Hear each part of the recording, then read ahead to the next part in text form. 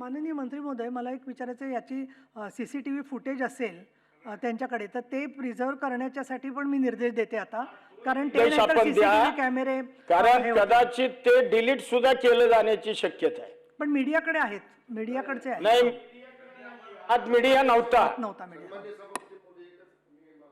बोलतात त्याला एक ॲडिशन करतो. त्याच दिवशी मतदान प्रक्रिया झाल्या 2 आमच्या सन्माननीय सदस्यांनी पत्र दिलेलं आहे. जिल्हा परिषदची इमारत आहे ती, मुख्य कार्यकारी अधिकाऱ्यांना की तुमच्या परिसरातलं CCTVचं फुटेज सगळं आम्हाला त्या दिवशीचं द्या, आणि दुसरं ज्या सभागृहामध्ये मतदान होतं ते जे कस्टोडियन त्या कालावधीपुरते जिल्हाधिकारी होते, एक पत्र जिल्हाधिकाऱ्यांना दिले की निवडणूक प्रक्रियेमधलं सगळं व्हिडिओ रेकॉर्डिंग आमच्याकडे द्या. दोन्ही अर्ज आमच्यावर रेकॉर्ड आहेत त्या दिवशी संध्याकाळी 4 वाजता. त्यामुळे आम्ही त्याला मागणी केलेली आहे.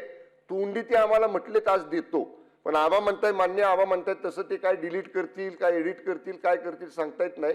आपण निर्देश द्यावेत दोघांनाही की ते राखून ठेवा म्हणून. ठीक आहे. सातारा जिल्हाधिकारी आणखीन कोणाकडे दिले तुम्ही? दुसरं जिल्हा परिषद सीओकडे. तर जिल्हाधिकारी आणि सातारा जिल्हा परिषदेचे CEO यांना जे विनंती केलेली आहे संबंधितांनी, प्रत्येकाचा अधिकार आहे कारण CCTVचं फुटेज मिळणं, ते काही गुप्त कारवाई कुठली नव्हती, तर त्या पद्धतीने ते सुरक्षित राहतील की नाही हे बघावं जिल्हाधिकाऱ्यांनी, आणि विभागीय आयुक्त पुणे यांनी सुद्धा त्याच्यामध्ये लक्ष घालावं. कोडके.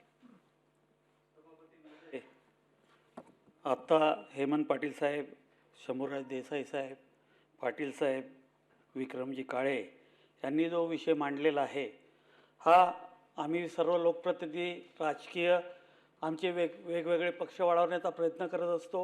आम्ही जे करतो ते करणं अपेक्षित आहे, परंतु शासकीय अधिकाऱ्यांनी किंवा जो तिथं याला बंदोबस्ताची जबाबदारी आहे, ज्याला घटनेनं दिलेले अधिकार ते व्यवस्थित पाळायचे आहे, तो जर स्वतःहून एखाद्या सरकारच्या कोणाच्या सांगण्यानुसार जर तिथं पार्टी होत असेल तर याच्या एवढी दुर्दैवी गोष्ट या महाराष्ट्रात कधीच घडू शकत नाही.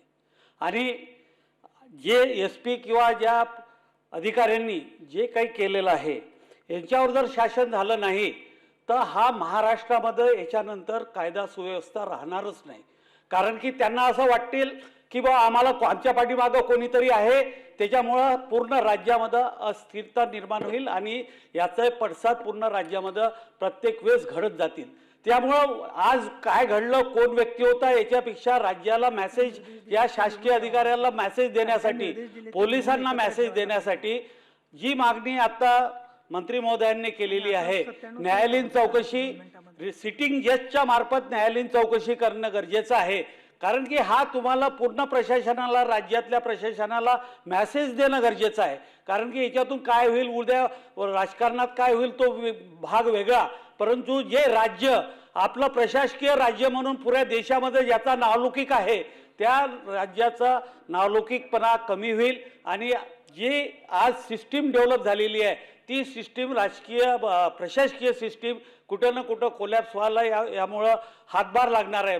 म्हणून आपण जे आदेश दिलेले आहे ते तंतोतंत पाळले गेले पाहिजे. याचं सुद्धा आपण न्यायालयीन चौकशीचं आपण बोलले नाही, परंतु सस्पेन्शनचं बोललेलं आहे. परंतु सिटिंग जजच्या मार्फत न्यायालयीन चौकशी झाल्याशिवाय ह्या राज्यात पूर्ण अधिकाऱ्याला, मग तो पोलीस अधिकारी असू द्या, तो प्रशासकीय अधिकारी असू द्या, IAS ऑफिसर असू द्या किंवा सेक्रेटरी असू द्या, त्यांना एवढं पार्टी होणं गरजेचं नाही. त्यांना समजलं पाहिजे की आपण पार्टी झालं नाही पाहिजे, कारण की आम्ही आमचे भेदभाव, आमची लढाई लढू, परंतु प्रशासकीय अधिकाऱ्यांनी त्यांच्या मर्यादेमध्ये काम करणं अपेक्षित आहे.